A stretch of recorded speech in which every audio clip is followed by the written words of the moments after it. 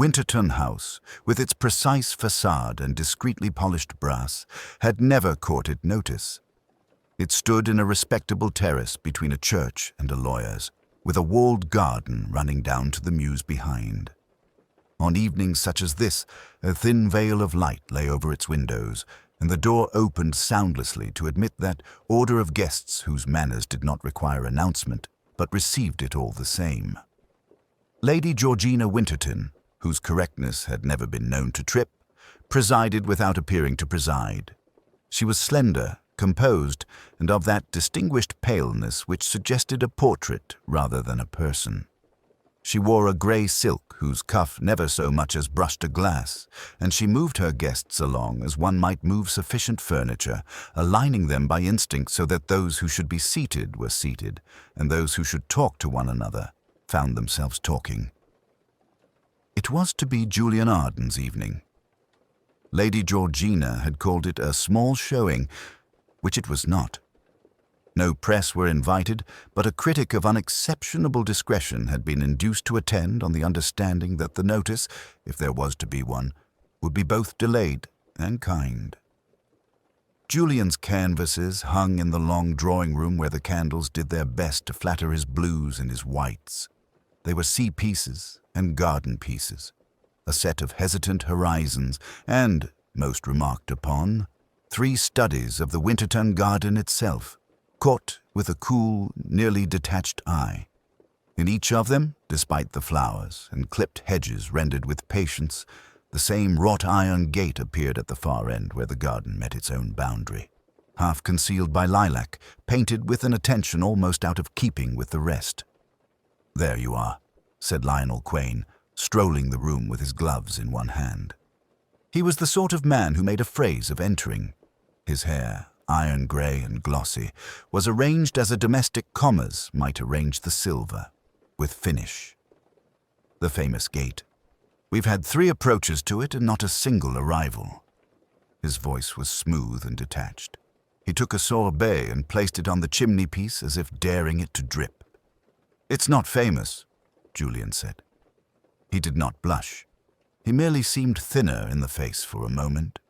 He was tall and a little loose-jointed, with a look of continual apology that could not prevent him from being handsome. He had inherited his father's dark eyes and his stepmother's severity about the mouth, which softened only when he looked at the paintings as if they belonged to someone else. On the contrary, the critic, Mr. Basil Brant, held out a monocle without using it. His kind face was marred by an expression of determined fairness. It dominates in a shy, guilty way, like a governess who is really the heroine. "I'm struck, my dear Arden, by the repetition. 1 gate in 3 pictures can scarcely be an accident." Julian's hand, which had been moving idly at his side, closed and opened again. "I like the line," he said. "It's—" He glanced at Lady Georgina and stopped himself from saying what he had been about to say. "It's good drawing," he added, and smiled at Mr. Brant as if to beg indulgence. Lady Georgina, without moving, intercepted the exchange with a slight inclination of her head. "Fallows," she said, and the butler materialized, a figure in black with a deliberate face. He offered the critic a glass on a silver tray.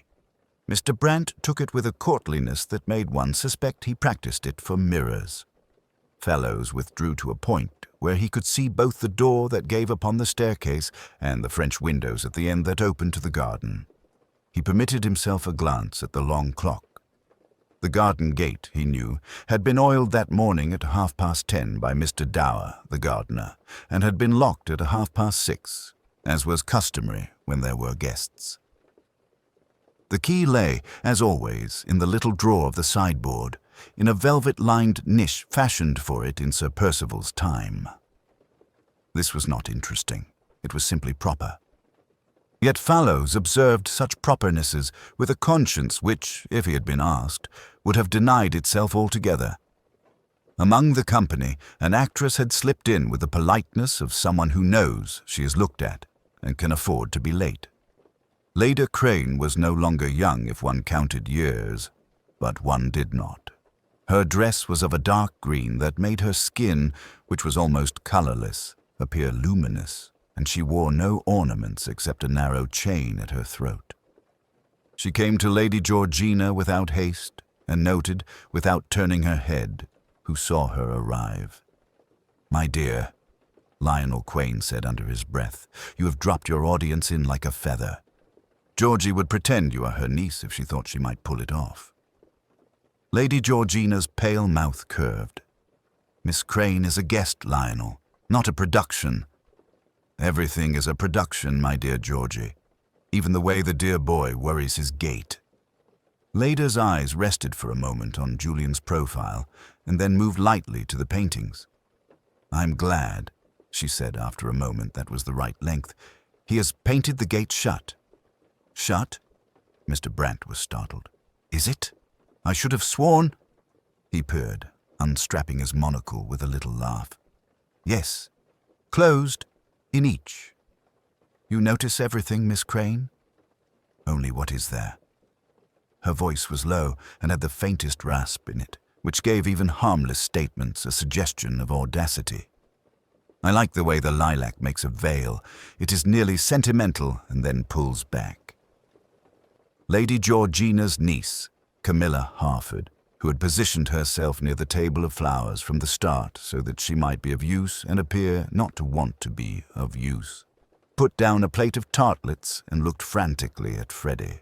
March, her dark young man, who was staring at Leda with a sort of blank attentiveness that was neither good manners nor bad, but something else altogether.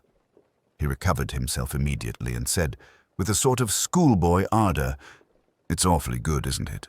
The paint's awfully good." Julian smiled at him kindly. Dr. Imogen Pell, who had once been at school with Lady Georgina until scholarship took her elsewhere, stood, long and learned, by the window and examined the brushwork with a competence which came from looking at manuscript hands. "He writes his trees," she said, half to herself, "and then rubs them out." "Very modern," Lionel observed. "Things must never quite be allowed to exist. It would inhibit the commentary." "Mr. Quain's malice," Lady Georgina observed, "is the only thing here that lacks restraint." "On the contrary," he murmured, "I flatter by half." Fallows passed once more with the tray and paused at the French windows, which were open in deference to the unseasonable warmth. The garden beyond lay pale and precise under the wash of the first summer light, its box hedges trimmed as if by eye. Not string, its paths all of one even pebbled grey. The lilac at the far end made a purple smudge against the boundary. The gate itself, beyond in its recessive brick, was merely a curve of iron and a suggestion of latch. "Shall we?" Leda said. "A breath." Lady Georgina's eyelids lowered. "It will be cooler in a moment." "Georgie prefers the air to wait," Lionel murmured.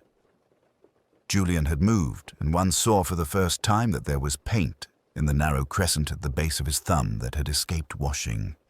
The sight, trivial as it was, seemed intimate. He shook it away unconsciously, like a man trying not to think. "There's a little seat," he said to nobody and everybody. "By the lilac." "Don't be perverse, Julian," Lady Georgina said gently. "You know Fallows has locked the gate." "The seat is this side of it," Julian said, and smiled at her with a faint pleading. It was the smile he had as a boy when he was caught in the garden with the gardener's cat.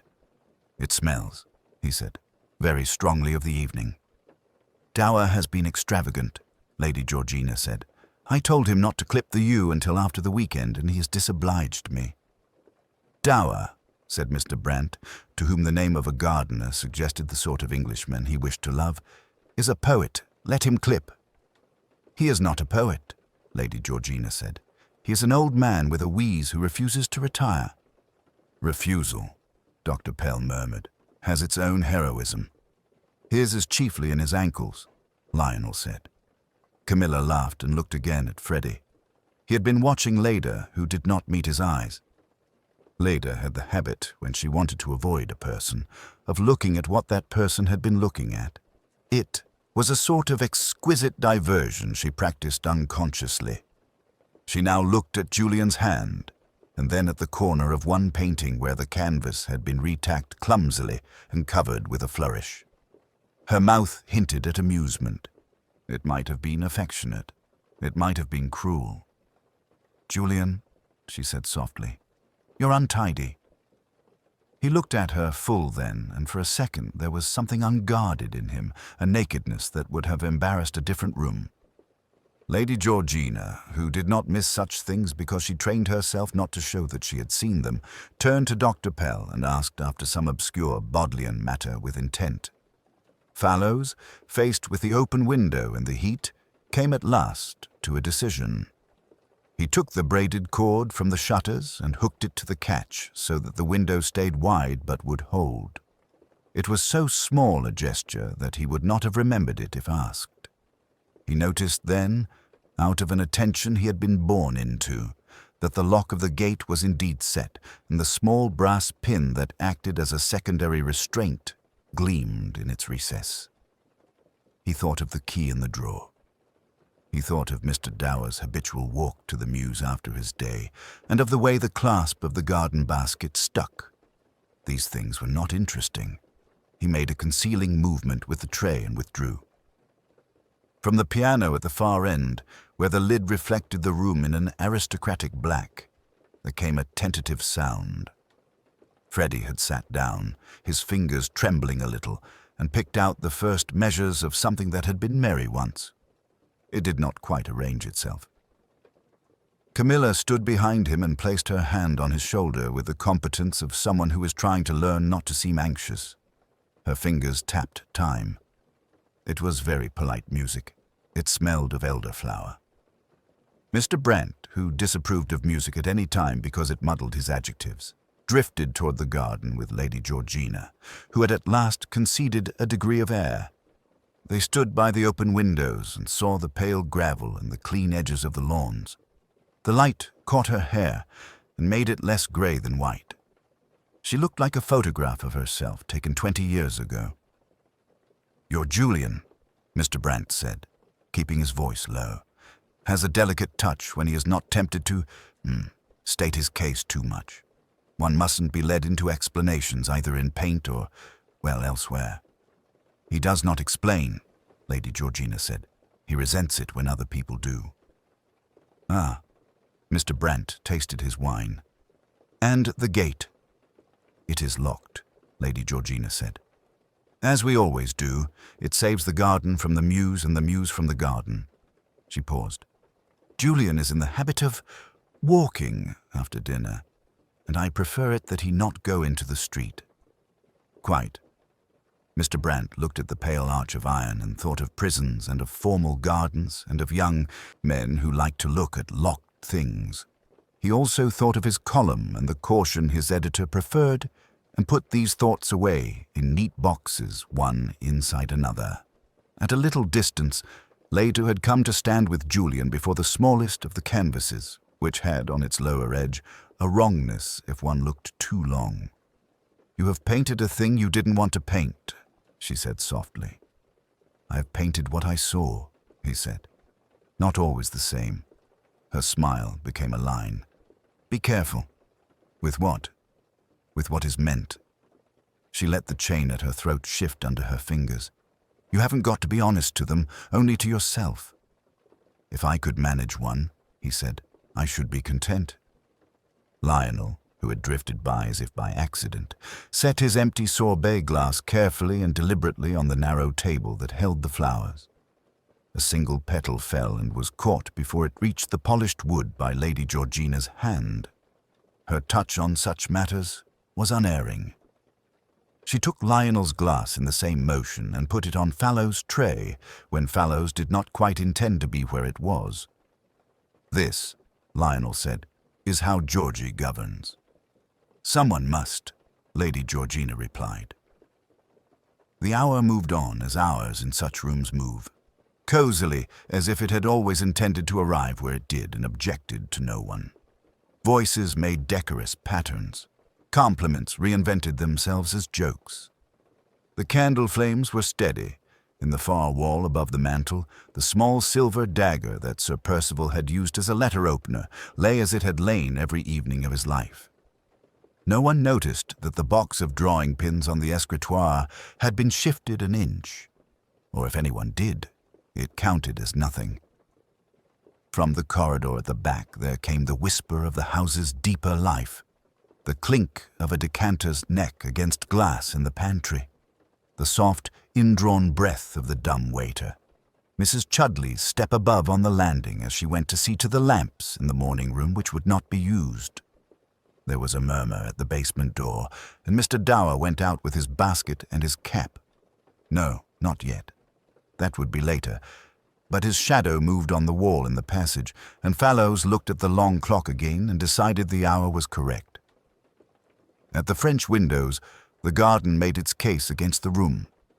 It was at once softer and less forgiving. Somewhere, close to the wall that separated Winterton House from the lawyer's office, a cricket began its private insistence. There was no moon, but London's sky had its own pallor that was not darkness. "I must congratulate you, Julian," Mr. Brant said at last, as if bringing a meeting to an orderly close. "There is restraint in these. It will be spoken of." "Thank you," Julian said, as if he did not entirely know whether to be pleased. "Restraint," Lionel murmured, "is the last resort of the naturally theatrical."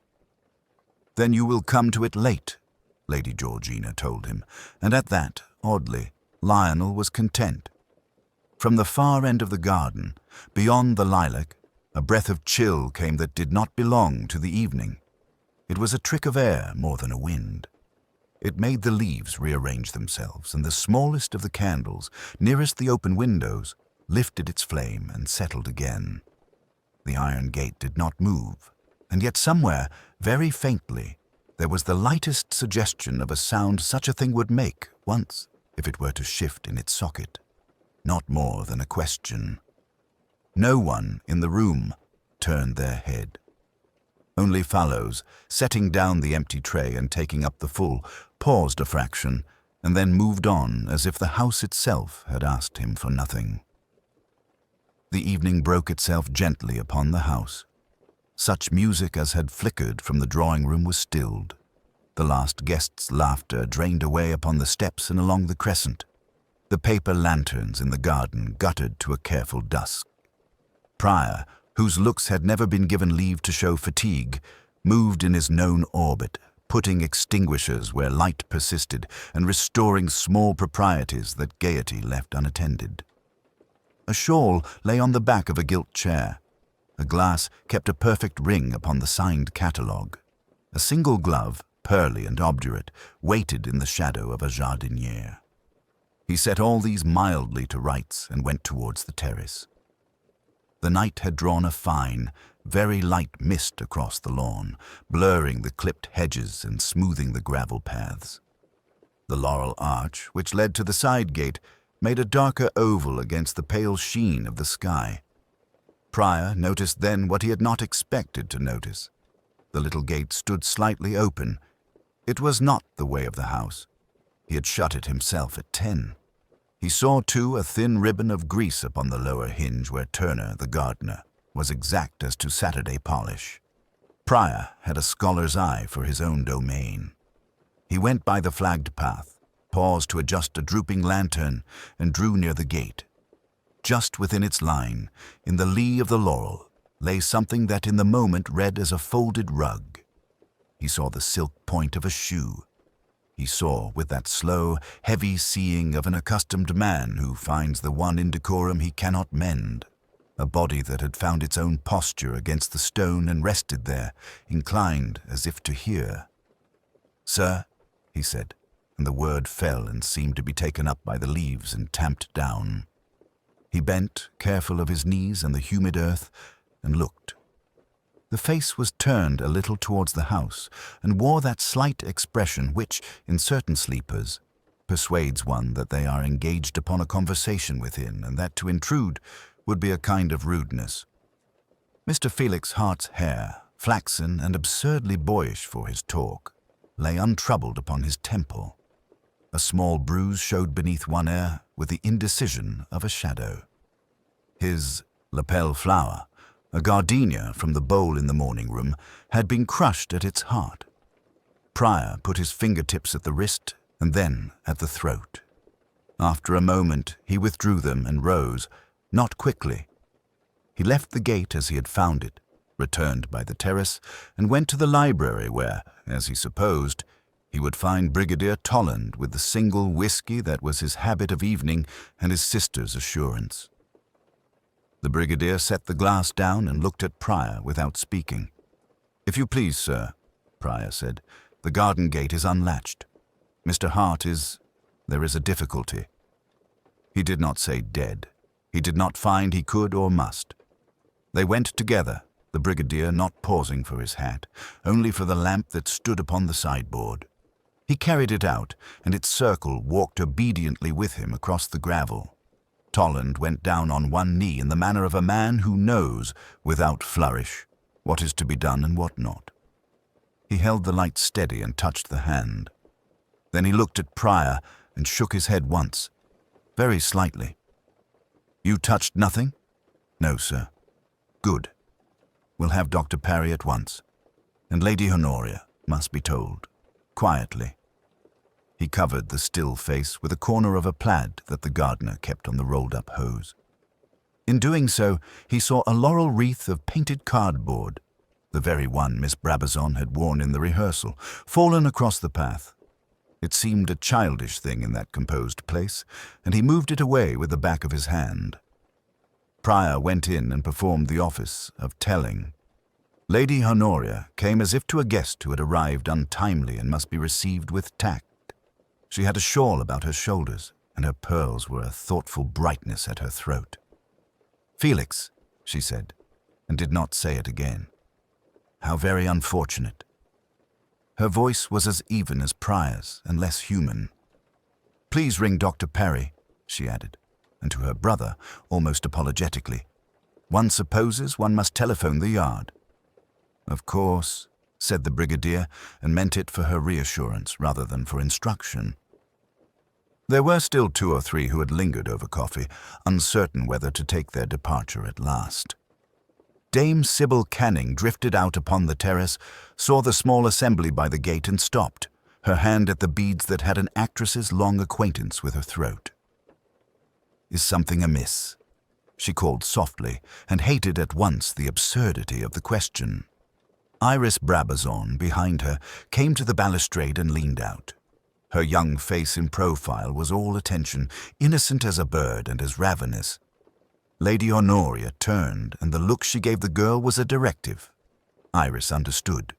She went back into the room and stood by the piano, with her hands in the muff she had not yet remembered to abandon. Dr. Parry arrived with the economy that belongs to doctors, and the police equally, and, having seen what he knew he would see, rose to his feet and wiped his spectacles with a gesture that had comforted 100 families and could do nothing here. "We mustn't move him," he said, as if he needed to say it to someone, and then, with professional exactness, took a glance or 2 more, at the slightly open mouth, at the gardenia, at the mark below the oar, at the neat spill of matches near one shoe, at the open silver case with its cigarettes in count. "No violence," he observed. "At least, none that declares itself." "The gate," said Prior, and stopped. "Yes," said Tolland. "That also." When the call to the yard had been made, the house accepted its new condition as it might have accepted fog, with submission and distaste. The servants moved more softly than before. The guests spoke in lower registers, or not at all. A cab on the square took a long time to start. The laurel leaves, brushed by a late wind, made a sound like hand-clapping far away. In a while, and very civilly, they would send up from town a man who asked little and noticed much. It was still early enough for the square to be washed pale and grey, the plane trees dripping in a delicate drizzle, when Alain stepped out of the car and crossed Lady Honoria Lethbridge's flagged terrace. He saw the marks of the evening as one sees another person's dream after it has been told. the ghost of lantern poles, a clutch of withered roses in a champagne bucket, a ribbon, a gold paper star compressed into the grout. The house, grey stucco and saddled with a discreet coat of arms, presented its impassive face to the day. The garden lay long and narrow behind it, a quiet stage set, bounded by a brick wall and a small green gate that opened, reluctantly, upon a mews. Inspector Fox, with his comfortable, shambling taciturnity, met him in the doorway. "Morning, Mr. Alain," he rumbled softly. "Dr. Curtis is in the garden." "Thank you, Fox." Alain looked past him. Mr. Pounce, the butler, held himself as if he were balancing a tray of air. Beyond, in the saloon, there was a low confusion of people sitting in that particular way people adopt when they mean to be composed. Alain went through to the French doors. A faint smell of scent and damp leaves came in. Pounce, with judicious exactitude, had arranged the curtains so that they did not brush the threshold. Alain took in the polished sills, the arrangement of flowers, thoughtful, exact, and then, because it was his business to notice, the smear of viridian on the inner brass of the left-hand handle. He paused a second, his head turning slightly, as if listening for something the house might remember. In the garden, the paths were pebbled and precisely raked. The rake lines were familiar, proof of an old habit, but broken in two places, near a stone bench and again at the little green gate. Dr. Curtis, compact and pink with indignation at the weather, looked up briefly. "Poison?" Alain asked, not because he expected an answer, but because one must say something to the doctor at such moments. Curtis made a face that repudiated certainty. "He was dead when they found him," he said. "Hart might have been a candidate. If you desire more, you must wait upon my science." "Of course." Arthur Bexley sat with a careful finality under the ivy that made a cap over the gate. His legs were extended, crossed as if he had concluded a complicated step. His chin was tilted as if he listened, and the lapels of his dark coat were damp. His hat lay brim up on the turf. The face, narrow and correct in life, had taken on that curious decency of the dead, as if busy opinions were now moth-balled. Near his right hand, the pebbles were disturbed. Against the gatepost, the paint had been rubbed away to expose a crescent of old wood. On Bexley's cuff, a crisp, thin fabric, there was again that touch of green. Alain did not stoop at once. He turned slowly and looked back across the length of the garden to the house. From here, the drawing-room windows made a picture of restraint. One curtain trembled. The drizzle was very fine. It beaded the black ivy and made a dull shine on the gate's iron latch. The latch was on the garden side. There was a keyhole below it and a small brass hasp higher up, which could take, he imagined, a padlock the size of a gentleman's heart. "Gate was found on the latch, sir," Fox murmured at his shoulder. "Not locked. Butler says that is irregular." "Does he indeed?" Alain said. He touched the latch with his gloved forefinger. It fell and rose obediently without squeaking. The edges of the pebbles nearest the gate showed a fine, darker rim where someone had brushed through after the drizzle began. Elsewhere, a cigarette end lay half-sunk, the paper gold-tipped. A cigar ash had taken a small crater in the pebbles near the bench. There was, almost delicately, the flattened ghost of a high heel on the path, a narrow French heel with a scar along the inside. He knelt then, looking at Bexley's hand. The nails were clean and fastidious. There was a faint scent, something like verbena caught in the cloth at the wrist. Not his cologne, Alain thought. The man had never, in life, smelt of gardens. He rose and went to the gate. On its outer face, the paint was older, more often weathered. The mews beyond was empty, with its ordered quiet. Coach houses converted into studios, a black cat under a motor car, a single bicycle. A woman in a headscarf glanced down from an upper window and withdrew, as one withdraws from the false intimacy of a window onto mischance. Back in the house, Mr. Pounce received him in the saloon. The little assembly looked up. Lady Honoria, her pale hands composed on a shawl. Miss Julia Lethbridge, very still with an old-fashioned cameo at her throat. Felix Darnell, the painter, ungroomed, the collar of his shirt a touch of wrongness. Bianca Gray, whose poise seemed to excuse any silence, Sir Lionel Vane, whose restraint was itself a thunder, and Peter Quain, with his neat nails and nervous smile. There were others. They had the air of people who have been told to sit as if for a portrait. Alian spoke to Lady Honoria with that old-fashioned courtesy that both soothed and examined.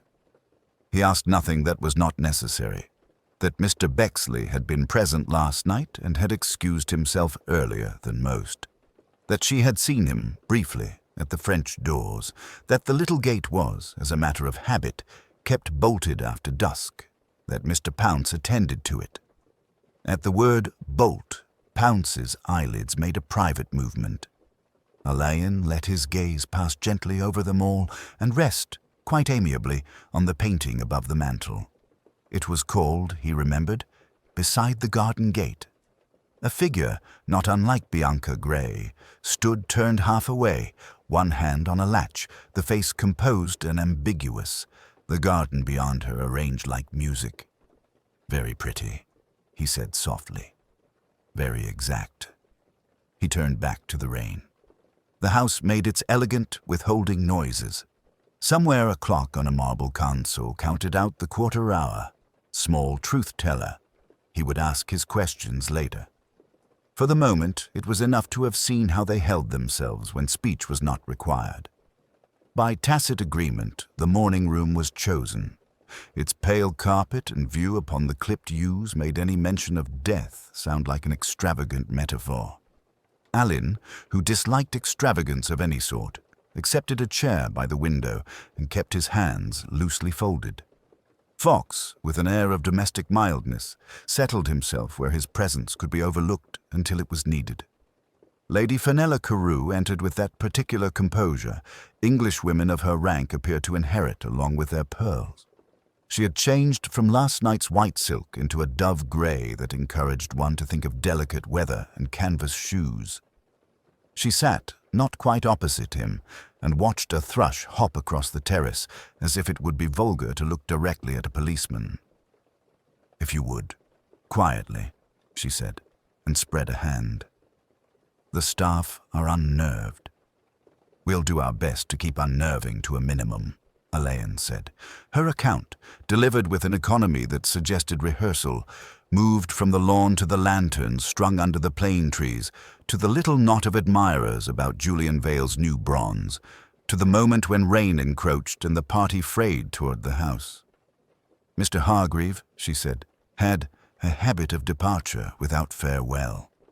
There was a tiny emphasis on habit, which might have been disapproval or simply exactitude. We imagined he had taken his car and his spleen and gone. "Spleen?" Alain inquired. Lady Fenella's lips performed a brief smile. He was not, how shall one put it, a kindly critic, or not kind in a way one immediately recognizes. And between Mr. Hargreave and Mr. Vale, there was a conversation. It looked intense.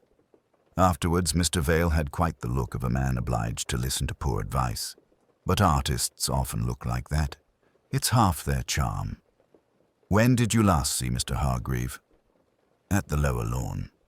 I told him rather foolishly that his article on Miss Davernish's performance was almost lyrical.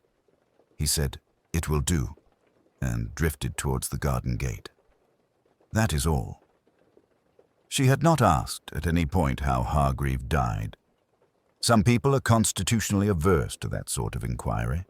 Others already know. Allen thanked her with a civility that in most people passed for admiration, and let the silence be filled with a small, crisp clink as she replaced her teacup on its saucer. Her hand, he noticed, did not shake. Julian Vale came in next, his dark hair arranged with a defiance that had nothing to do with combs. The nails of his right hand bore the persistent mournfulness of bronze dust. He would have denied elegance and contrived it at once. He stood until Fox, under the guise of adjusting a footstool, obligingly made a place for him.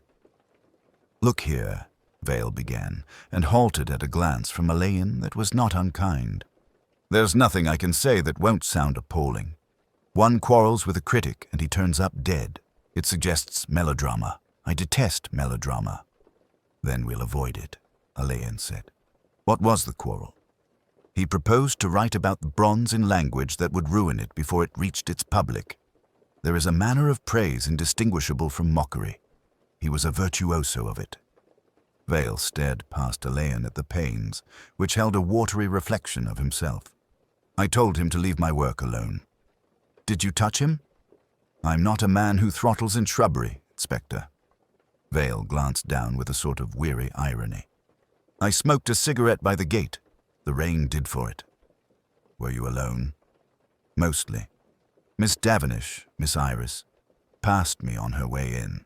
She had been with Lady Fenella's stepdaughter, Clara, and that preposterous agent, Mr. Ashe. Hargreave went ahead, said something over his shoulder, undoubtedly poisonous, and that was all of him I saw." "Your lighter?" Alain asked, almost dreamily. Vale's Alain asked for the butler first, and Reeves entered with the stately progress of a man who never quite arrived. He seemed to hover at the periphery of rooms, presenting surfaces in good order and secrets in none. "Reeves," Alain said, not so much summoning as greeting, "you are good enough to indulge a dull man's need for diagrams. We will draw a little map of habit, if you please. The garden gate. Who commands it?" Reeves inclined his head, his hands, long and bloodless, folded in front. "The key hangs in the pantry, sir, on a brass hook. I take it down at 7:30 of an evening to allow the gardener's man to wheel out refuse, and return it at 9. After that, the gate is shut. And last night, the same. Returned at 9. He paused, and a faint tendril of distaste touched his mouth. "I looked at the clock, sir." "Where?" "In the service hall, the long case." Alain considered. "Who, apart from you, would presume to take the key?" "No one, sir. Yet Mr. Darnell was found beside the gate." A careful blink. "Yes, sir." Reeves's impassivity was complete, and yet Alain had the impression of a cushion being pressed very slightly and returning very slowly to its shape. He let silence arrange itself between them. It was Reeves who disturbed it. "If I might add, Miss Hammond requested the key earlier in the afternoon. For the florist, sir. A wreath for Lady Honoria's table." "Quite." Alain did not look at Miss Hammond, who at that moment stood framed in the doorway, a competent young woman with an unadorned collar and a face whose neatness had grown from denial rather than ornament. "And did she return it?" "I replaced it myself at 6. Miss Hammond spoke, crisp and self-controlled. "The delivery man was late. Reeves was at his dinner, and I did not wish him disturbed." Alain's smile was polite and unnoticing. Entirely reasonable. "Reeves, may I see the hook?" They went down into the pantry, where brass gleamed like a collection of small suns, and the smell of polish and starch was the house's quiet heartbeat. The board with its ranks of labelled keys made its own little society. The hook for the garden gate key was flanked by mews door and conservatory. Alain touched the wood. "You are a man for order, Reeves." "I hope so, sir." At his touch, a pale smear, hardly a crescent, appeared under the light.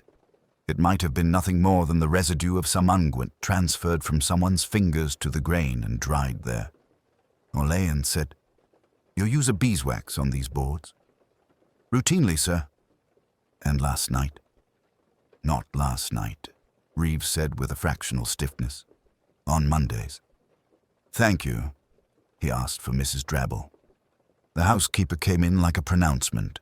Dark dress, lace collar, eyes that had measured generations. She sat when invited and did not thank him.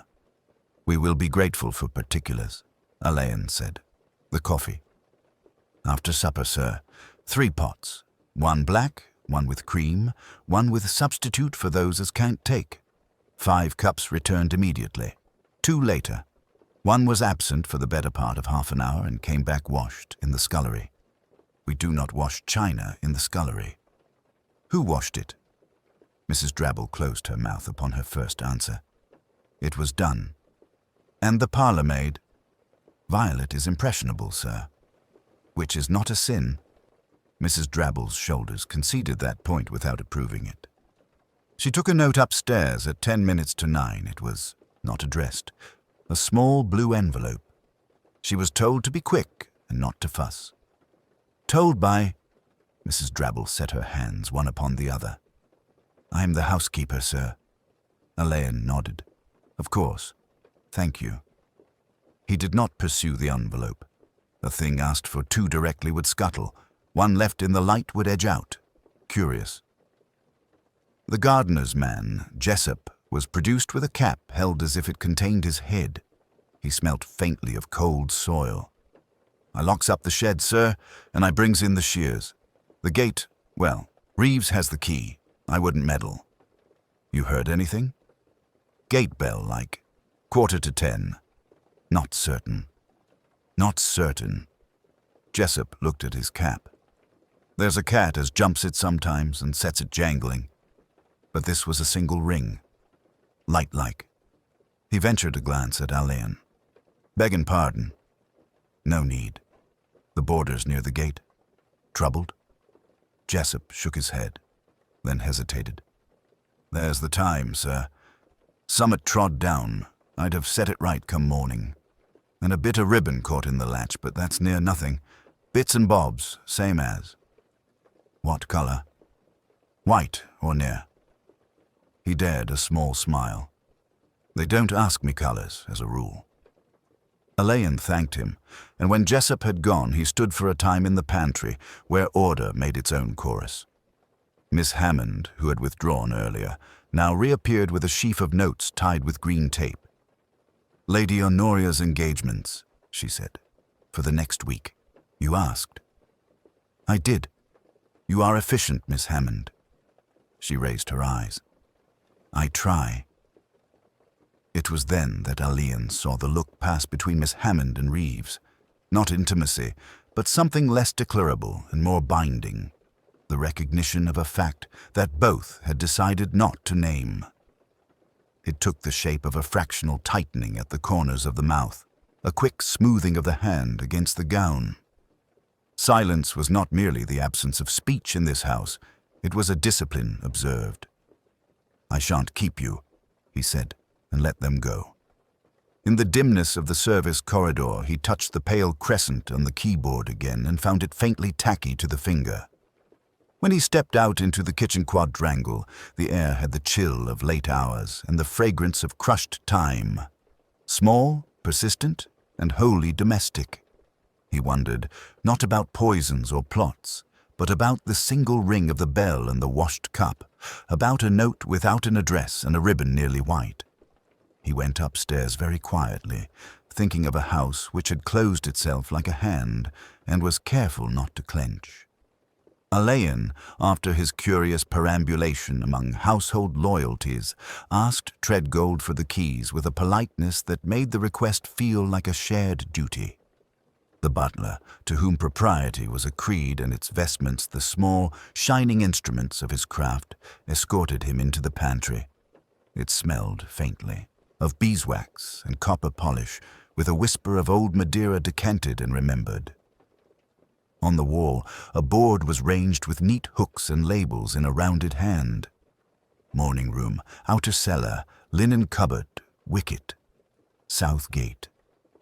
That one, Alain said, and he did not point. Treadgold's sleek head inclined, slow as a pendulum. To your inquiry earlier, sir, the south gate key is kept here of a night, Treadgold said, unless cook goes to market, which is Mondays and Thursdays, when I place it beside the dairy door before I go off duty. Yesterday was neither. Quite, Alain said, and looked closely. The little brass tag had a polish beyond its neighbors. He did not touch it. The hook beneath was bare, a thin rim of paler wood showing, as if pressure had been applied and released in a recent rhythm. "Mr. Treadgold," he said, in the same voice one might reserve for asking whether the fish plot was agreeable, "would you tell me when last you saw it?" "At 9:30, sir, when I came to wind the hall clock." Treadgold's gaze did not waver.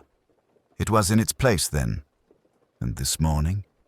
"I found it on the scullery table when I came down at 6, sir," said Treadgold after the smallest of pauses. "Just as you thought. I ought to have mentioned, only—" The silence assembled itself between them. "Only I'm not confident of the appearances," he finished dolorously. "I see," Alain said, and he did. "The battle between truth and the proper shape of a household is an old one." He smiled at Treadgold as if to reassure him that the house need not be judged by its peccadilloes. "Might I see the gate?" In the south garden, the yews made a black avenue, and beyond, in the pale reach of the fields, men were splitting a hedge with the neat rhythm of labor. The gate itself, painted a demure green and laced in rose briars, had been shut. Will Pym, the gardener, waited with his cap in his hands and an expression of affronted decency. "'Twasn't left as I leaves it," he said, before either of them had spoken. "That oiling's not mine, sir. I don't make such a shine." Alain lifted the latch. It moved with a cat's tread. No squeal, no complaint. He bent, touching an infinitesimal smear with his forefinger, and then bringing it to his nose. The scent was mild and domestic, lemoned and glossy. Furniture, not hinges. "Mrs. Nettie uses that for the hall chairs," Pym muttered, with rustic scorn. "What did she be doing to my gate, I'd like to know?" "What indeed?" Alain said. He wiped his finger lightly on his handkerchief and stood for a moment looking down to the place where Oliver Calthorpe had lain. The grass still showed the flattening, a modest inscription in the lawn. No violence had scribbled here. A collapse, orderly as a fainting chair. Turning, he measured the border. Night-scented stock, valerian, a clump of small carnations cut rather brutally. He had seen earlier, when the body was lifted, a buttonhole in Calthorpe's lapel, a sprig of stock stabbed through the cloth with a clumsy pin. It had not belonged to the silver tray Treadgold's junior had offered after dinner. Those had been white carnations with a neat wire stem and a faint swallow of cologne. The stock had been darker, crushed with the dusk fragrance that floats only after sunset. A token improvised then, near at hand and not part of the evening's minute ritual. Someone, thought Alain, had desired to dress the dead or to tidy him into a narrative. It was the sort of instinct that came with shame. "Mr. Pym," Alain said, "when do you attend to this gate as a rule?" "Mondays, sir. First thing. She squeaks by Sunday rehearsal, as you might say. I tells Miss Iris as much last week when she come through in her slippers and made a face." He hesitated, then added with surly pride, "You can smell my oil half down the path." "None of your parlor stuff." "Who would have this parlor stuff?" Alain asked, evenly enough. Pym jerked his head at the house. "In there, sir. Mrs. Nettie, the maids. Miss Celia keeps a bottle in the writing room for the blotter. Says it brightens it." Alain thought of Celia Matcham's careful fingers and the slight, unnecessary way she had adjusted the pens during their interview, aligning them with a small exactitude that had the temperament of a habit. He let the thought go. He knelt, at the risk of wetting a trouser knee, and studied the gravel immediately inside the gate. A faint bruise of scuffing, the soft rearrangement that comes when weight is redistributed from an ungainly object. There were no heel marks in the flower bed. He thought of Treadgold's key and of the silence of the latch, engineered for last night and last night only. "Sir?" Fox had come up, his bulk arranged unobtrusively under the yews. He had the gift, rare in large men, of not intruding upon space. "Your man in the village says Mr. Calthorpe had his letters sent on from town. There was one arrived by the late post. I found the envelope, sir, in the hall wastebasket." "Ah, said Alain.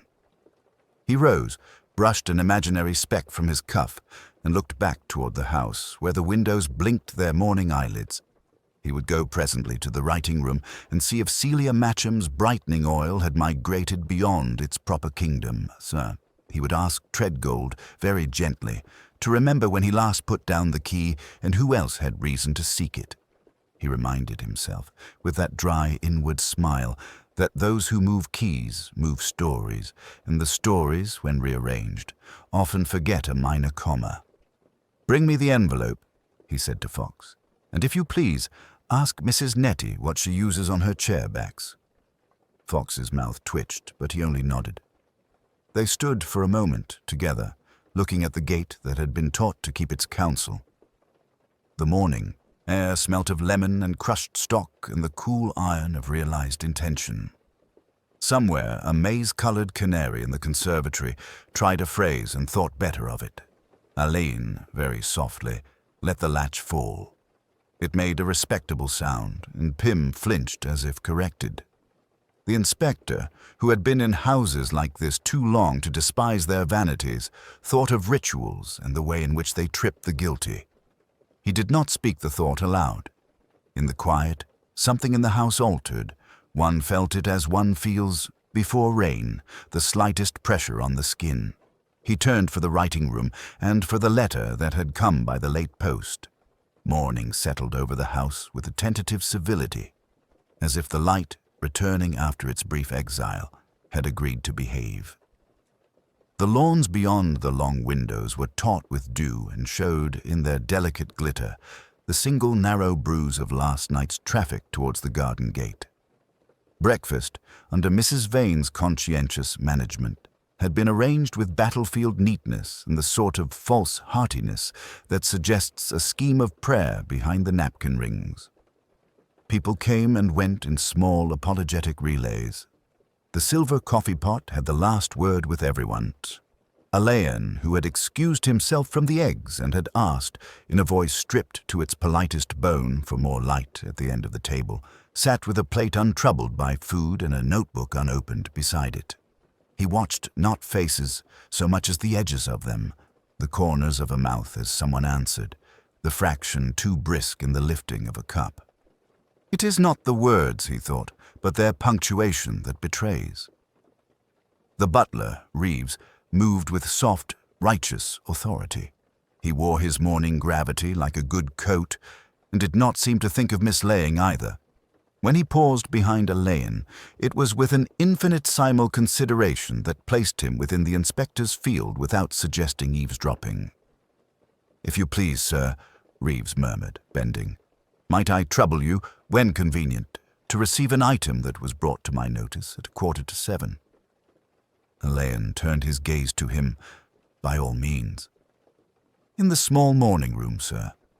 He rose at once.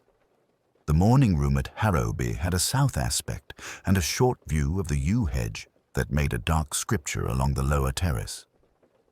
Reeves drew from his pocket a letter, folded once, the paper a cream of the same family as the stationery, on Mrs. Vane's desk. "It was discovered, sir, lodged in the iron of the garden gate, between the bolt and the oak. It would have fallen out with the unlocking, only as you will be aware, sir, I never engage the bolt during the evening of an entertainment, merely the hasp." Alain's eyes rested for a second on Reeves' careful face. "Who found it?" "The under-gardener, Seth. He's not a person I count fecund in thought, sir, but he does look where he has put his hands. He brought it to me, and I thought—" He hesitated. This was the tremor. "I thought it best to delay unseemly agitation in the dining room." "Very proper," Alain said, and took the letter.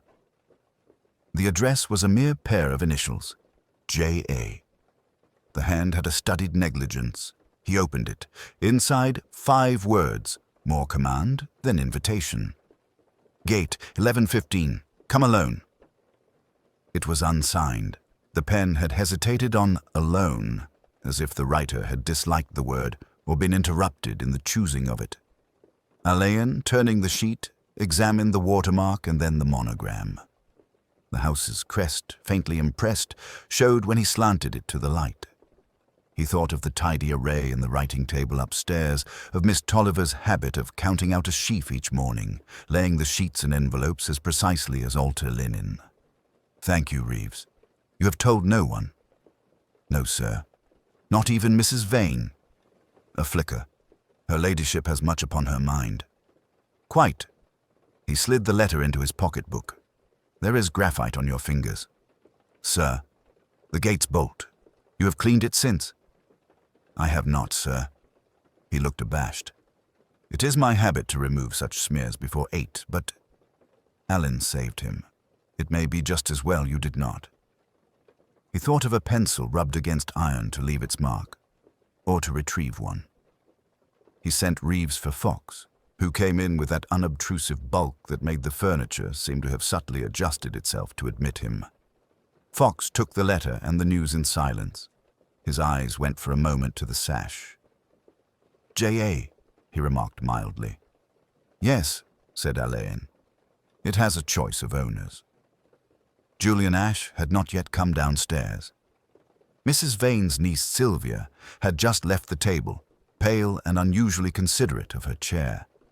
The actress, Miss Vaughan, had declared for a headache and a tray. The old scholar, Dr. Peveril, had eaten with reflective zeal and taken a pill after. The brigadier soared through his bacon and addressed the footman as if he were a subaltern. All these fragments arranged themselves for Alain around the thin square in his pocket like spokes to a quiet wheel. He made his way to the little study where Miss Tolliver kept books and stationery in obedience that seemed religious rather than secretarial. She looked as if she had slept badly and was determined that either the house records or her coif must compensate. She rose and stood with her fingers lightly touching her ledger. "Miss Tolliver," Alain said, "you are good enough to manage Lady Honoria's paper. May I ask whether any sheets were used last night?" "At dinner. Notes to the staff?" She consulted the daybook. "None, Inspector. I laid the usual 10 for this week yesterday afternoon. This morning there were 9. That is not—" She stopped. "That is not usual," he supplied. "No, but I have thought her ladyship may have written before retiring. It was not clever to be loyal. It was simply decent." "And did she?" "I cannot say." "May I see the blotter?" he asked. She produced it, unruffled. He bent over the faint palimpsest. The latest impressions were mathematical, columns of guineas and shillings. Beneath them, and slightly angled, there was a ghost of the word gate. His name did not appear. Neither did Ash's. Initials do not dent with the same pressure as names. "Thank you," he said. "Where is Mr. Ash?" "In his room, I believe. He sent for a tray." It was a small disturbance, but in a house balanced on propriety, breakfast upstairs at 10 o'clock might as well have been a pistol shot. Alain, returning to the landing, met Mrs. Vane descending with a letter in her hand. She checked and smiled with aplomb that was nearly brave. "My dear Inspector," she said, "I've just remembered something so ridiculous. I shall tell you at once and be done with it." "Yes?" "I sent a note last night to Mr. Ash. I asked him to meet me at the gate, to look at the light on the lake. I was being absurd. I'm ashamed. He did not come. I thought better of it and went to bed. There, you see?" Alain took this with the same caution he would have given to a difficult glass. "At what time?" "Oh, after 11. I cannot be precise." "On your own stationery?" "But of course." She lifted the letter in her hand. "This is not it. This is from my solicitor. Entirely different." He thanked her, and she moved on as if she had executed a minor piece of stage business to perfection. Behind her, on the step below, Sylvia's hand shook as she fixed a brooch at her collar and dropped it. It spun noiselessly on the carpet. By 11, Fox brought in a small parcel of grey ash in paper. "From the schoolroom grate," he said. "Parminter, the housekeeper, mentioned someone took an interest in a fire after midnight. Lukewarm by the time she looked. This was on the top. They were the right weight for words burnt quickly. A corner of monogram survived, and, less obliging, a thin ridge of wax. Alan, very gently, broke the brittle sliver between his fingers. He had no wish to exclaim. He only looked past Fox towards the long window where the lake lay flat as pewter. The second current had moved through the house. It left in its passing the smallest of ripples. In their quiet lateral sway, he felt the case begin, imperceptibly, to tip. Alain asked no leave beyond, the sort that is taken with a look and a quiet phrase. Dr. Thornfield, relieved to do something as uncomplicated as administer rest and quiet, withdrew. Mrs. Bellwether, having marshalled her staff into that hush which good houses adopt after a storm, hovered long enough to be sure the inspector knew where hot water could be had if needed, and was gone. The blue room held its breath. Vivian Hartwell slept, the irregular rise and fall of the sheet the only sign of contention in her repose. He drew the leather portfolio nearer and opened it with the same fastidious care Lady Ashford might have used for a rare edition. Paper has its own memory. It keeps the shape of fingers and the temperature of the rooms that have held it. Inside, a sheaf of sketches ran in a sequence from blandly architectural to intimately observed. The gardens appeared as a series of studies. Yew and box, the gravel path under differing skies, the garden gate sketched twice, once in outline and once with obsessive attention to the iron curl of the latch. In the margin of the second, north light broken by yew at 5:30. A note for light or a note for time. Among the drawings lay a typewritten sheet, the beginnings of a catalogue essay, heavily annotated in 2 hands. Blackwood's neat marginalia corrected dates and introduced the sort of dry wit that curators permit themselves in footnotes. Over it, a sharper pencil had scrawled uncharacteristic emphasis. One phrase, underlined twice, read, "Authenticity is a moral position." The pencil strokes had bitten the paper. The indignation did not belong to the scholar. There was also a letter, never sent. Alain lifted it by a corner. The address, in a feminine hand, began, "Professor," then rethought itself. "Sir." The body of it explained, no, protested, about an arrangement made, a plan reconsidered, an intention not to participate further. A water-glass ring had marked the upper right.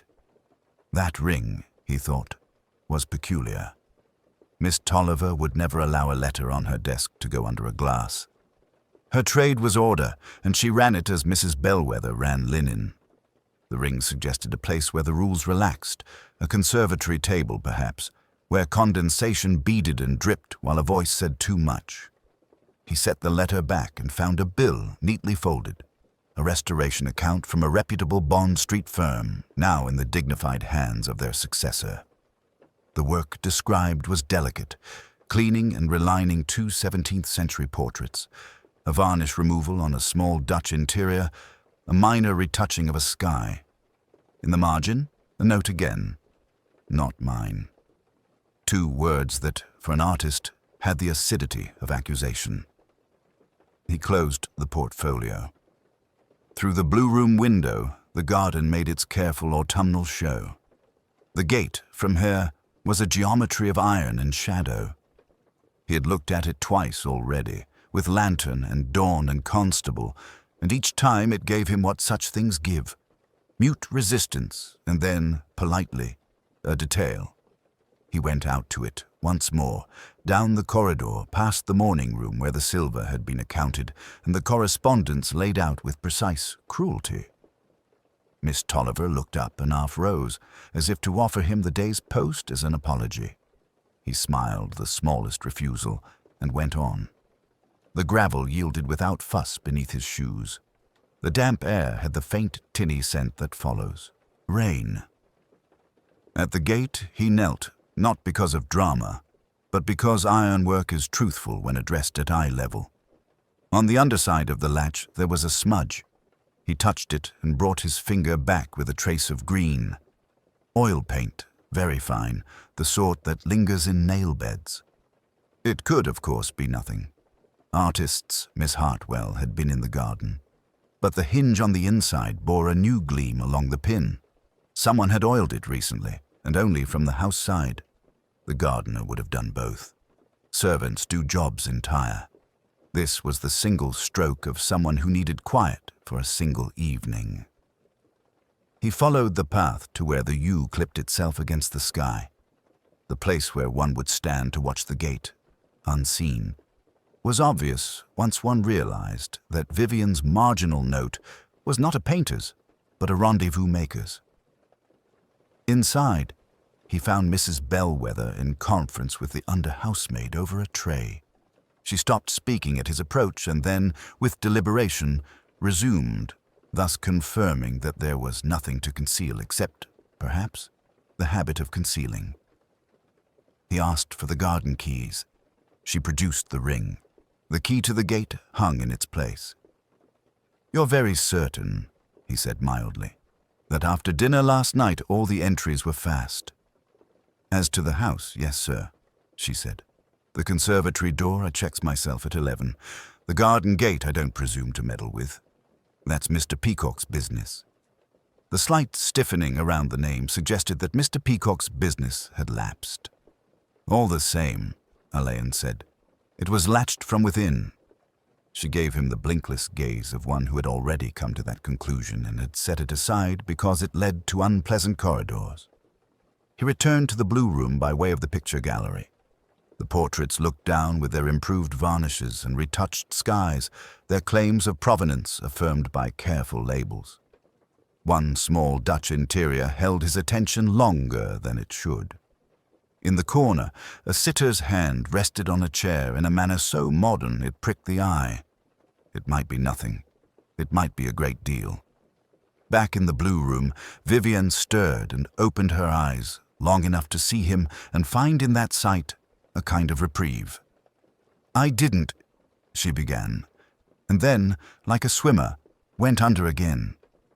He stood a moment, letting his mind accommodate the new objects on the quiet table of the case.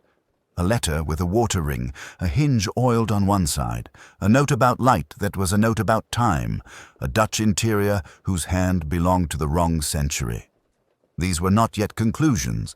They were the fine dust of insight settling after agitation. He would not speak to Lady Ashford yet. Not in the large room with the long sofa, not with an audience of silver-framed relatives.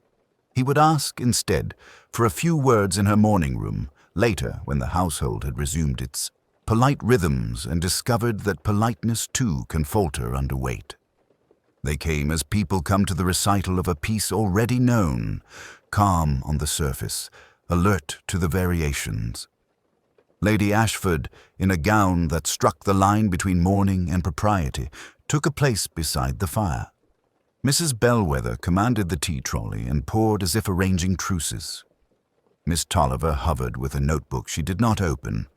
Dr. Thornfield stood somewhat apart, occupying the exact space that signals he will be called upon and be ready.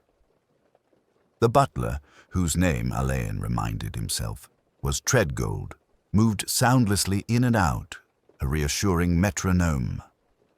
When they had all accepted a cup, Alain asked if he might speak privately with Lady Ashford. There was the slightest contraction of social muscle at this. A glance, quickly schooled, from Mrs. Bellwether, a flicker from Miss Tolliver, who knew the burden of confidences, but Lady Ashford rose at once. He took her to the end of the gallery, where a window looked on the yews with their sober green. "My lady," he began, "I came upon a typed note, unsigned, proposing a meeting by the small gate. I do not require to know at present who wrote it, but I should be grateful for anything you can tell me of Professor Blackwood's dealings here. I think you will see how it may spare certain persons unnecessary pain." She looked out, and her profile in that light might have been done by one of the better watercolorists.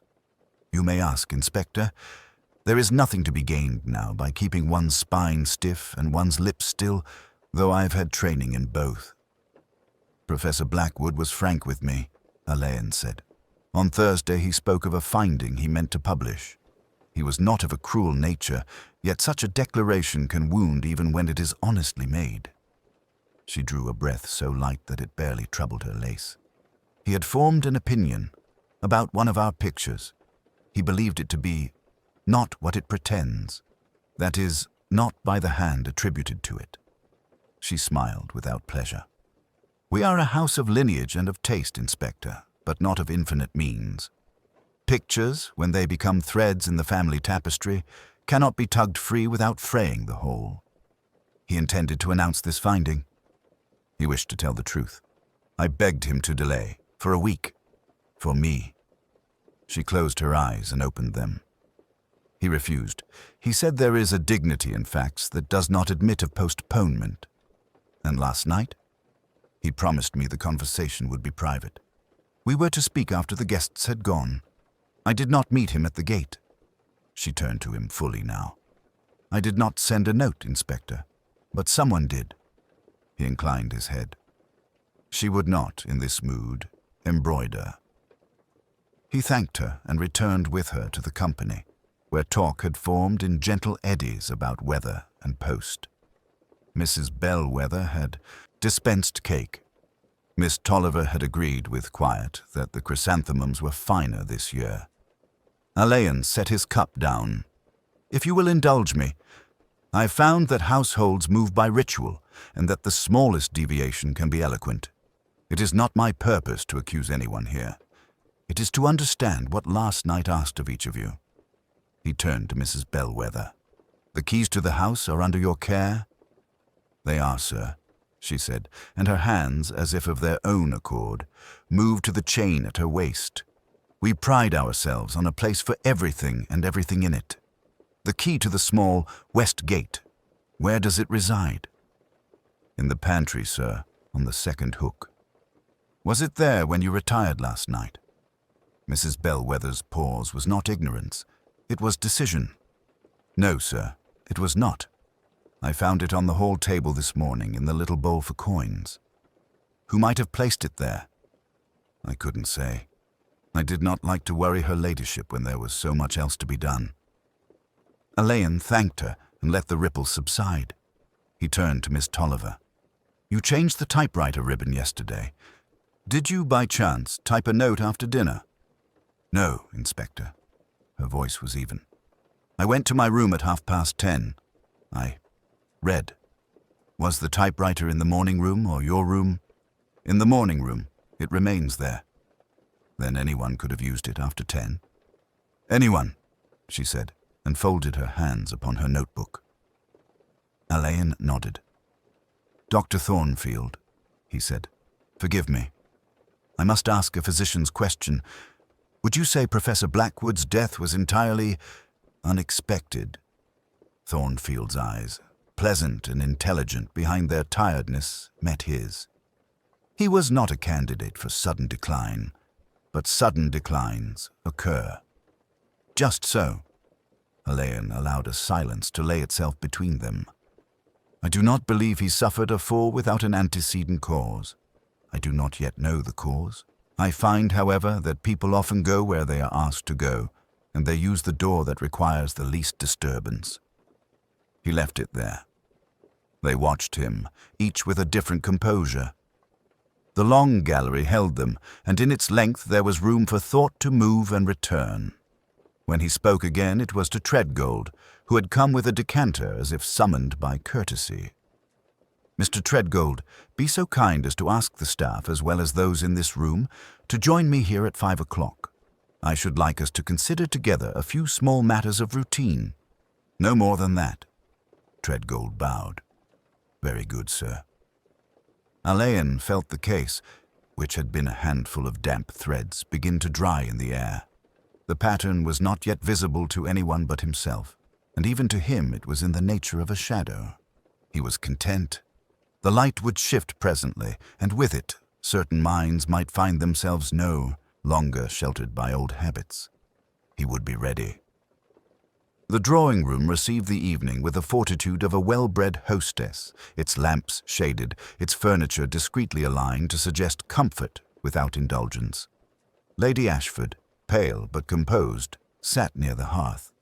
Miss Tolliver occupied a modest chair at some remove, her hands folded with that scrupulous neatness that was her defense against agitation. Dr. Thornfield, grave and still, stood by the window where the last of the light conceded the lawn to darkness. Mrs. Bellwether, having announced that Miss Hartwell was well enough to be seated for a short time, arranged a low chair near the door, and then withdrew to a shadow within reach, as if propriety demanded both presence and self-effacement. Vivian Hartwell entered with the careful poise of one to whom poise had been a studied practice rather than an innate gift. The recent collapse had thinned the bright surface of her prettiness. Beneath it, the bones of character were apparent, and the effort of holding them together was almost visible.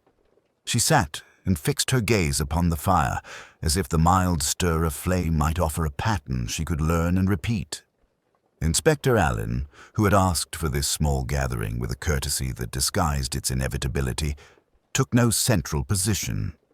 He stood at the corner of the mantelpiece, his profile turned to the room in a posture that suggested a man who might as readily be considering poetry as murder. "I hope," he said, with that quiet amalgam of apology and resolve that characterized him, "that what we must discuss will be treated now and afterwards with the same discretion with which this house conducts all its affairs." No one spoke. The clock on the mantel, an heirloom with a miniature pastoral scene, counted the seconds with the same impartiality it had offered to generations of domestic triumphs and minor catastrophes. "There are certain matters that have settled themselves," Elaine continued. "The gate latch was oiled yesterday evening with artist's linseed rather than the gardener's machine oil. The faint smear upon the hedge tissue was a costly green, emerald lake, favored for careful restorations. The receipts in Miss Hartwell's portfolio speak to recent purchases at Denison's." Vivian did not move, but a small alteration in her breathing suggested that each word had found its appointed place. "Professor Blackwood," Elaine said, "was too honest a man to pretend not to see where a brush had softened an inconvenient mark. A collector's oval, once impressed on the lower stretcher, concealed under a veil of paint. That veil was meant to protect, perhaps the house, perhaps others, against the brutal consequences of history. To him, the truth was unambiguous. To you, Miss Hartwell, it was an assault upon loyalties." Her hands, which had lain motionless upon her lap, closed gently, like petals in failing light. "He meant," Elaine went on, "to go out by the garden gate. Someone preferred that he should go quietly. That same someone ensured that the latch would not cry out in protest. There was a meeting in the dark air, and with it a small civility, a flask of something warm against the chill." He turned, not to Vivian, but to Dr. Thornfield. "Doctor, I am obliged to you for checking Lady Ashford's cabinet this afternoon at my request." Dr. Thornfield inclined his head, his face composed into the neutral expression of professional assent. "A bottle of tincture of digitalis is short by more than the customary margin. It is not a catastrophic deficit, but it is precise." "Digitalis works with discretion," Elaine said. "Its call is not dramatic.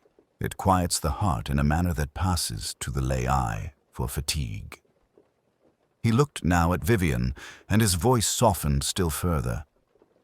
"You did not intend murder in the theatrically accepted sense. You intended to make him unwell enough to relent, perhaps to defer his announcement, perhaps to come back inside and sit with you where persuasion might be kinder." Vivian lifted her head and met his gaze. In her eyes there was neither defiance nor abject surrender, but the sober recognition of a step taken in ignorance of its final distance. When she spoke, her voice was steady. "I oiled the gate. It cried out at the least touch, and I did not wish to be heard leaving the conservatory door. He had been—" She paused, and her mouth moved in a faint shadow of bitterness at herself. "He had been kinder than I deserved. He would not bend. I was afraid for her ladyship, and for the house, and, if I am to be truthful, for myself. The retouching was mine. I thought I could efface a history that did not belong to us." Miss Tolliver gave the smallest sound, like the edge of a page turned against a finger. Lady Ashford, who had not moved, kept her eyes on the fire. "I had seen the bottle," Vivian continued. "Sometimes Lady Ashford speaks of her heart, and the doctor leaves such things. I did not think. I thought it would frighten him. An indisposition—" She stopped, and in the pause the clock marked 2 gentle beats. He was very calm. He drank a little to humor me. We said very little after that. He put his hand upon the latch and stood a while, as if listening to the garden. Then he slipped down, as one does when sleep comes in a dull lecture. It was quiet. There was no struggle to contradict me. Alain bowed his head slightly, acknowledging her exact choice of words. "You left the tissue in the hedge," he said, as if making her task easier, "and the bottle somewhere you could not afterwards look at." "In the portfolio," she said. "I thought, because it was mine, no one would touch it." She looked at Lady Ashford at last. "I'm sorry. I have made the truth more terrible than he could." Lady Ashford's hands tightened upon each other, but when she spoke, it was with that controlled gentleness that had always been her armor. "You have been foolish, my dear, and loyal. Both are dangerous." Alain did not move to claim victory. He stood as he had, a tall, quiet figure by the mantel, and allowed the acceptance to rest unadorned upon the room. Outside, the garden gave no sign of what had been conceded within.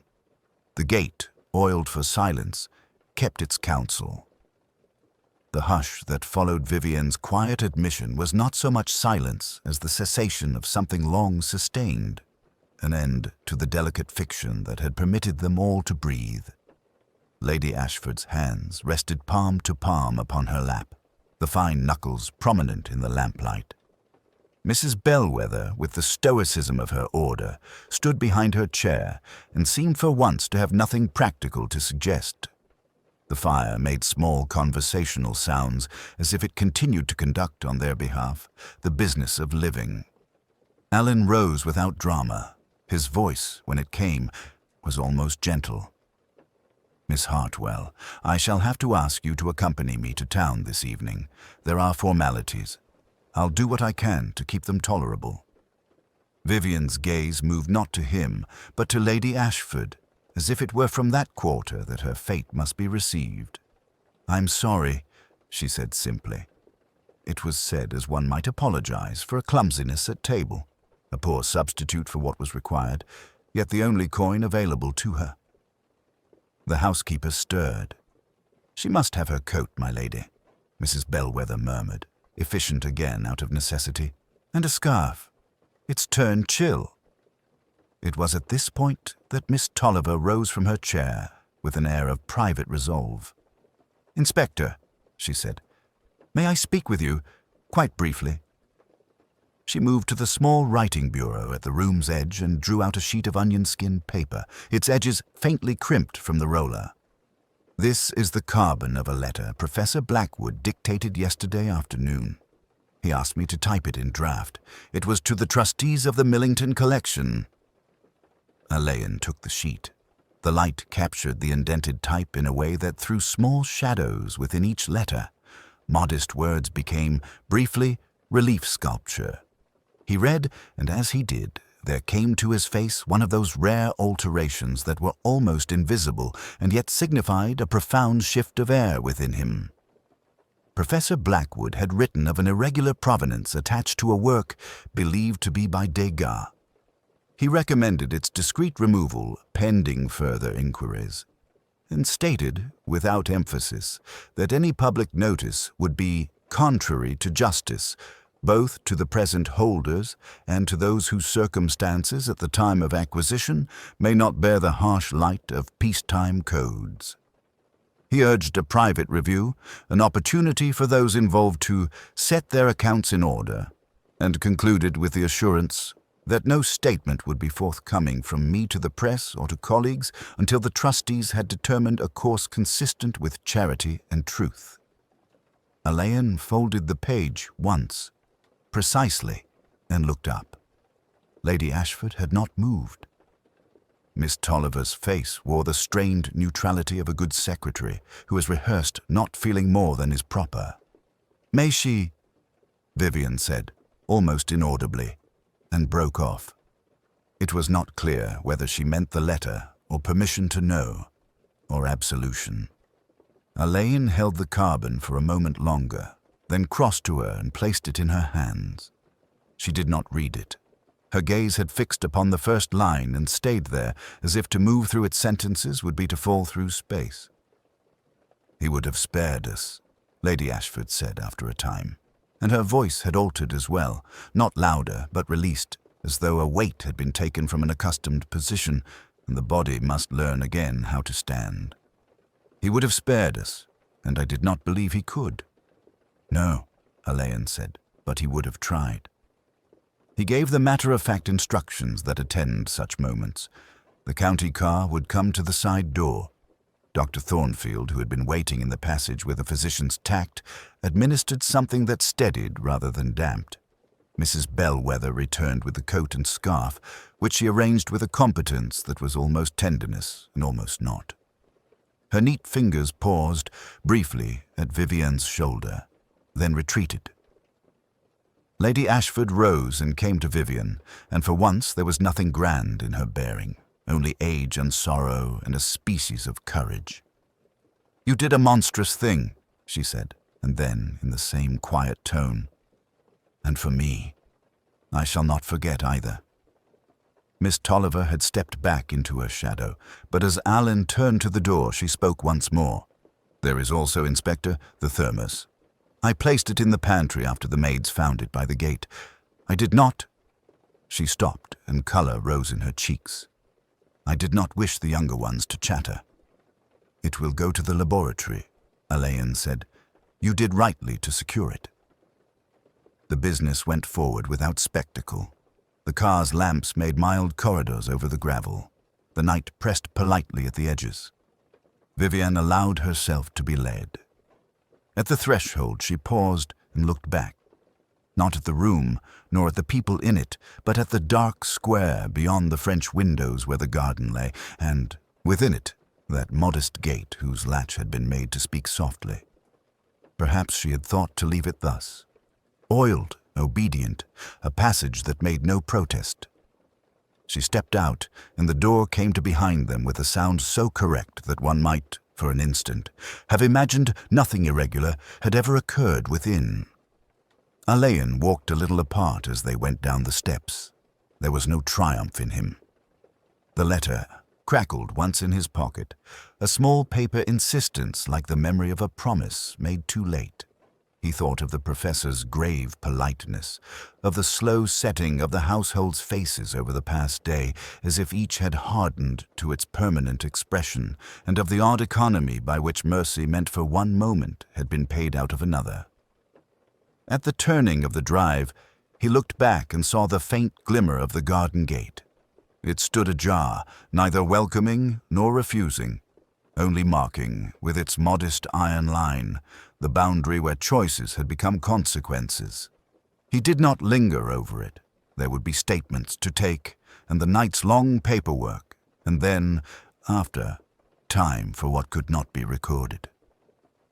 In the pale hour before luncheon, when the house had resumed its careful ceremonies as if to persuade itself that life must continue, Inspector Allen walked alone down the gravel path to the garden gate. The grass was beaded with a fine dew that had survived the morning sun, and in the shelter of the clipped yew the ironwork lay in a patch of oblong shadow. Somewhere a gardener's rake moved with the steady patience of ordinary duty. He lifted the latch. It gave its familiar small protest, a dry civil complaint, exactly as a country gate should. The faint sweetness of linseed had surrendered to the honest scent of iron and damp bark.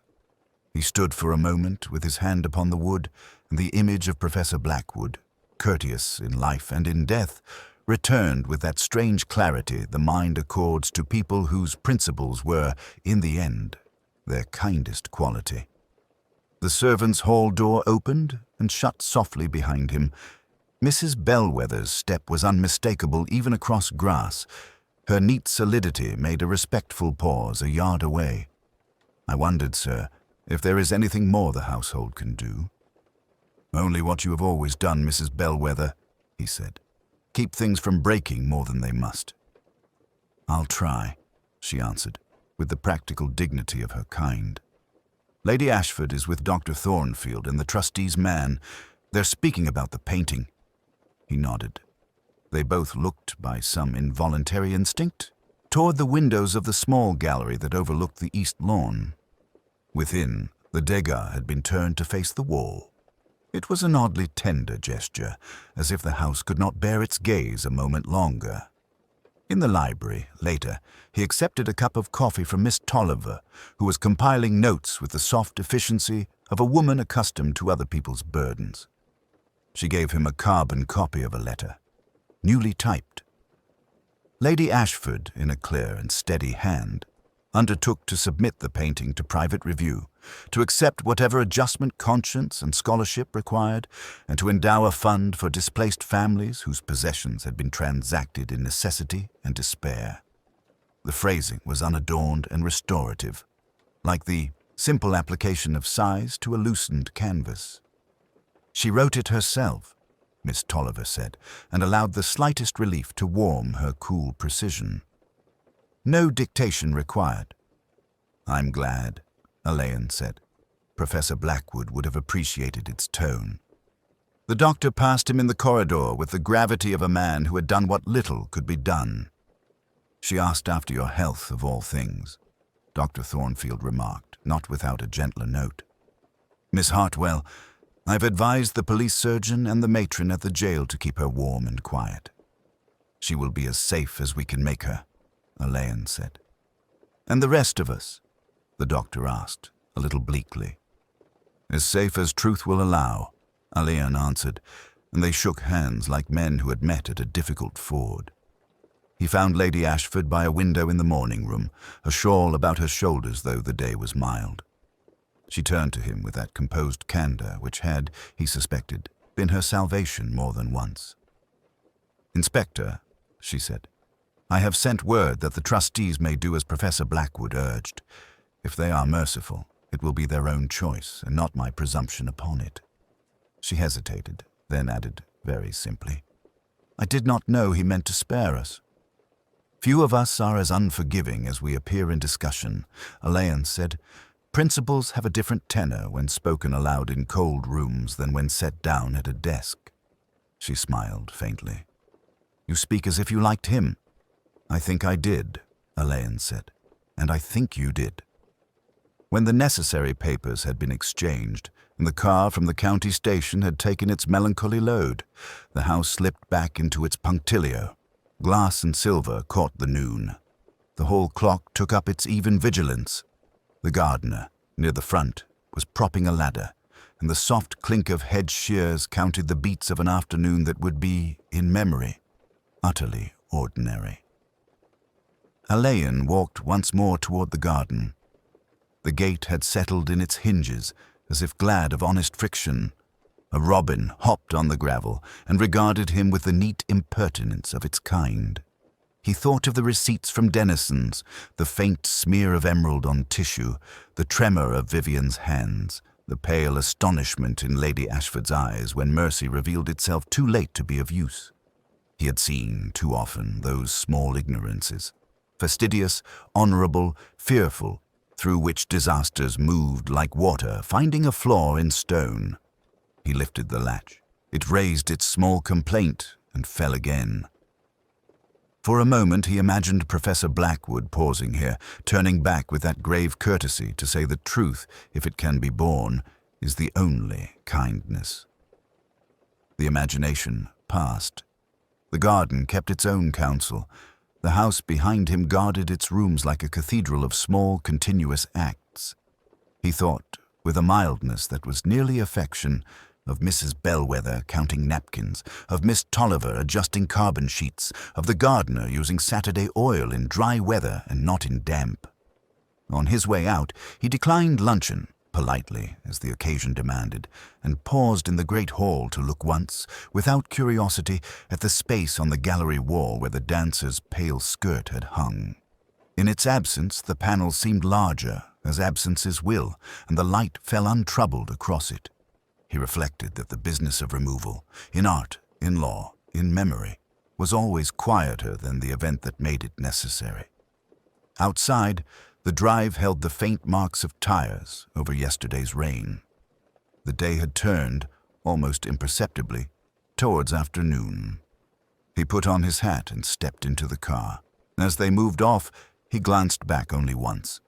The gate, set in its careful frame of yew and brick, made a delicate figure in the distance, and for an instant it seemed to him that it inclined, almost courteously, as if acknowledging both the trespass and the part it had played.